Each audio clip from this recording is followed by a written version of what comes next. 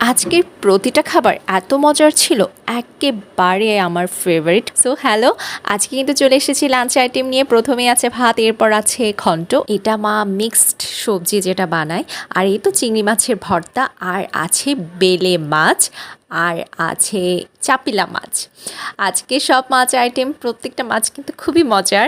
তো আমি প্রথমে ভাত নিয়ে নিলাম গরম গরম, আর সাথে নিয়ে নিলাম চিংড়ি মাছের ভর্তা। এটা খেতে অসাম।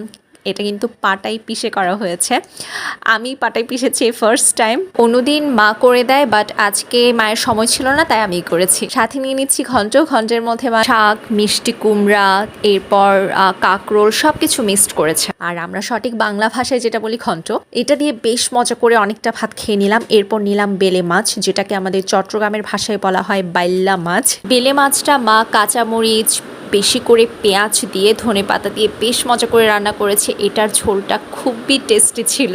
আজকে এই বেলে মাছ আর চাপিলা মাছ খেয়ে আমার ভীষণ ভালো লেগেছে। চাপিলা মাছটা বেশ মজা ছিল, এটার ঝোলটা খুবই টেস্টি ছিল, মা কাঁচামরিচ দিয়ে যেহেতু রান্না করেছে। আজকে প্রত্যেকটা খাবার বলতে গেলে অসাধারণ ছিল, আর মাছগুলো অনেক ফ্রেশ ছিল আর টেস্টি ছিল। এগুলোর স্বাদ বলে বোঝানো যাবে না।